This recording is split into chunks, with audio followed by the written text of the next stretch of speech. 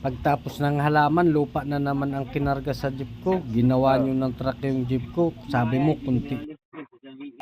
Oh, so, saan po? Sila mo, mag-aarga ng po ng gamit. Gamit? Gamit po, babayo. Saan po kukunin? Sila mo, tumitiyak. Saan daw dadalhin? Pwede po. Pwede na po siguro mga 800.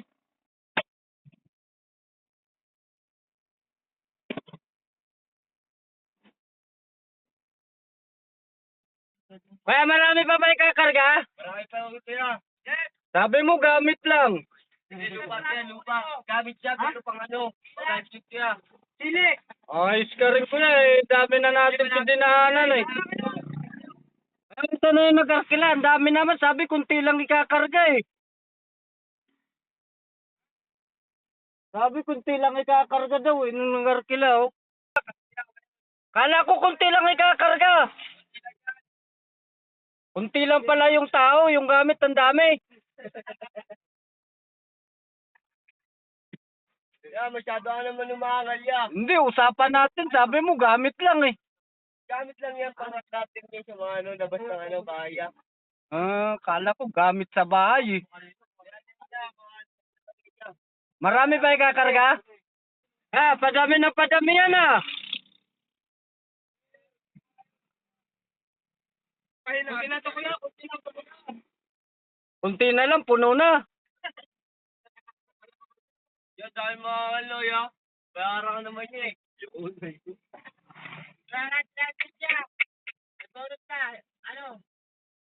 Marami pa ito pre? Dami pa ito. Amin na yan ya, halos lahat ng barangay, dinaanan natin, papika-pika pa. Binabayaran ka naman niya eh. Dahil mga ano ya. Sabi mo, kunti na lang, puno na yan oh. Mag-grade ka na lang ya, babayaran ka naman eh. Dagdagan naman lang yung bondi ko yan. Lahating araw na tayo paikot-ikot oh.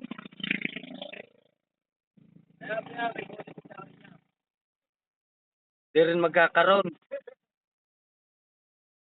Kaya pag ganun mo yan, bibigyan kita yan. Hindi ka makakulat, hindi ka rin magkakamero sa akin yan.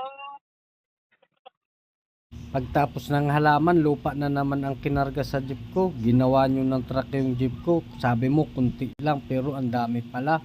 Ano ka ba naman? Pag ganito ang mga nag-aarkila, hindi mo talaga masasabi. Kala mo nabili nila yung jeep na sarili nila.